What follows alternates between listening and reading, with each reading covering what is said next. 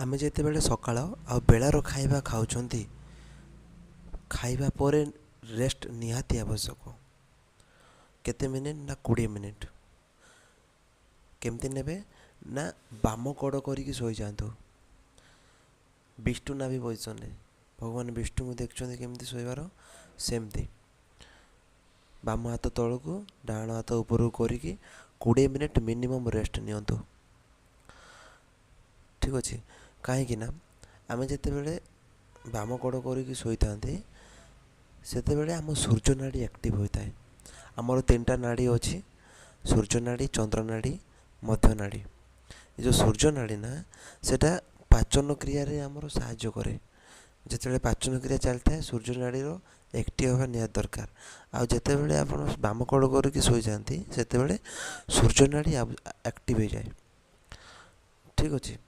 ତ ଆପଣ 20 ମିନିଟ୍ ନିହାତି ରେଷ୍ଟ ନିଅନ୍ତୁ। ଠିକ୍ ଅଛି। ଆଉ ଯଦି ତା ଭିତରେ ନିଦ ଆସିଗଲା, ବହୁତ ବଢ଼ିଆ, ତାକୁ ରୋକନ୍ତୁ ନାହିଁ, ନିଶ୍ଚୟ ଶୁଅନ୍ତୁ। ଠିକ୍ ଅଛି। 20ରୁ 40 ମିନିଟ୍ ନିଦ ନିହାତି ନିଅନ୍ତୁ। ଠିକ୍ ଅଛି। ଆକୁ ବହୁତ ଆରାମ ଦେବ, ଆପଣଙ୍କ ଶରୀରକୁ ରିଲାକ୍ସ କରିଦେବ ଆଉ ଏନର୍ଜେଟିକ୍ କରିଦିଏ ସେ ନିଦ। 20ରୁ 40 ମିନିଟ୍ ନିଦ ଶୋଇଲା ପରେ ଆପଣ ବହୁତ ଏନର୍ଜେଟିକ୍ ଫିଲ୍ କରିବେ, ଆପଣଙ୍କର ଏନର୍ଜି ଲେଭେଲ୍ ସେ ବଢ଼ାଇ ଦିଏ। ଠିକ୍ ଅଛି। ତେଣୁକରି 20ରୁ 40 ମିନିଟ୍ ନିଦ୍ରା ନିହାତି ଦରକାର। ଆଉ ଯେଉଁ ଏଇ ନିଦ୍ରା ନା, ସେଇଟା ଗୋଟେ ବେଗ। ଆପଣ 14ଟା ବେଗ ଜାଣିଛନ୍ତି, 14ଟା ବେଗ ଆମ ଶରୀରର ଅଛି। ସେ ବେଗ ଭିତରୁ ନିଦ୍ରା ବି ଗୋଟେ ବେଗ। ତେଣୁକରି ତାକୁ ରୋକନ୍ତୁ ନାହିଁ, ଆରାମରେ ଶୋଇଯାଆନ୍ତୁ। ଠିକ୍ ଅଛି। ତ ବହୁତ ବଢ଼ିଆ, ଆପଣଙ୍କୁ ବହୁତ ବହୁତ ଖୁସି ଦେବ, ସୁଖ ଦେବ ଏ ନିଦ। ଠିକ୍ ଅଛି। ତେଣୁକରି ଖାଇଲା ପରେ ସବୁ କାମ ଛାଡ଼ିକି ଆପଣ ନିହାତି ରେଷ୍ଟ ନିଅନ୍ତୁ 20 ମିନିଟ୍ର। ଆଉ ଯେଉଁମାନଙ୍କୁ ଆଳସ୍ୟ ଲାଗୁଛି ଖାଇଲା ପରେ, ସେମାନେ ନିହାତି ଶୋଇବା ଦରକାର। ନିସଂକୋଚ, ମାନେ ଏଥିରେ କେଉଁ ସଂକୋଚ ନାହିଁ, ଏଇଟା ପ୍ରକୃତିର ନିୟମ। ଠିକ୍ ଅଛି। ଖାଇଲା ପରେ ଆଳସ୍ୟ ଲାଗିବା। ଠିକ୍ ଅଛି। କାହିଁକି ନା ମୁଁ କହିଥିଲି ଯେ ଆମେ ଯେତେବେଳେ ଖାଉ, ଜଠର ଅଗ୍ନି ପ୍ରଦୀପ୍ତ ହୋଇଥାଏ, ସେତେବେଳେ ବ୍ଲଡ଼ ସବୁ, ଆମ ଦେହର ବ୍ଲଡ଼ ସବୁ ସେଇଠି ପାଚନ କ୍ରିୟାରେ ବେଳେ ଥାଆନ୍ତି। ତ ଆମ ସବୁ ଅଙ୍ଗକୁ ବ୍ଲଡ଼ର କମି ଥାଏ। କମି ରହିଲେ ବ୍ଲଡ଼ ପ୍ରେସର୍ ଟିକେ ଅଧିକା ରହିବ ସେଠି।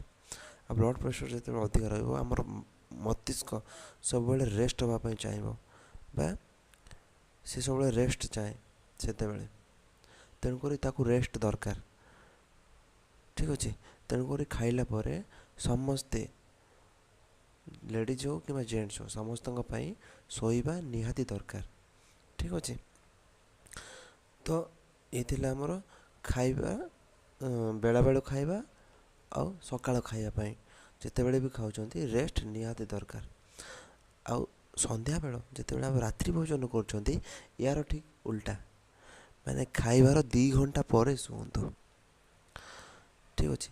ଯଦି ଆପଣ ତୁରନ୍ତ ଶୋଉଛନ୍ତି, ହାର୍ଟ ଆଟାକ୍, ଡାଇବେଟିସ୍ ଭଳି ସମସ୍ୟାର ସମ୍ମୁଖୀନ ହେବାକୁ ପଡ଼ିବ। ଠିକ୍ ଅଛି। ଆସିପାରେ ସେଗୁଡ଼ାକ ସବୁ।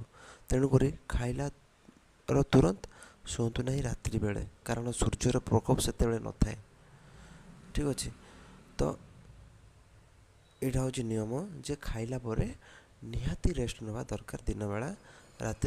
ରାତିଟା ଯେତେବେଳେ ଖାଉଛନ୍ତି ରାତ୍ରି ଭୋଜନ, ସେତେବେଳେ 2 ଘଣ୍ଟା ପରେ ରେଷ୍ଟ ନିଅନ୍ତୁ। ଆଉ ଯଦି ବି କେହି କୌଣସି କାରଣରୁ ଏ ନିୟମ ପାଳନ କରି ନପାରୁଛି, ତ ବଜ୍ରାସନ ଅଛି ନା, ବଜ୍ରାସନ 10 ମିନିଟ୍ ମିନିମମ୍ ବଜ୍ରାସନରେ ବସିଯାଆନ୍ତୁ। ପଛ ଗୋଡ଼ ତଳକୁ, ଯେମିତି ବଜ୍ରାସନ ଜାଣିଥିବେ ସେମିତି ବଜ୍ରାସନରେ 10 ମିନିଟ୍ ବସିଗଲେ ଏ ସମସ୍ୟାର ଉପଶମ ମଧ୍ୟ ହୋଇଥାଏ। ଡାଇଜେସନ୍ କ୍ରିୟା ଆମର ଠିକ୍ ଚାଲିଥାଏ। ତେଣୁକରି ଯିଏ ପାଳନ କରୁଛି ତ ବହୁତ ବଢ଼ିଆ, ଆଉ ଯିଏ ନ କରିପାରୁଛି, କୌଣସି କାରଣରୁ ପାଳନ କରିପାରୁନାହାନ୍ତି, ତାହେଲେ ବଜ୍ରାସନରେ 10 ମିନିଟ୍ ବସିଯାଆନ୍ତୁ। ବହୁତ ଲାଭଦାୟକ ଦେବ, ଆପଣଙ୍କ ଜୀବନ ବହୁତ ସୁଖୀ ହେବେ ଆପଣ। ଠିକ୍ ଅଛି।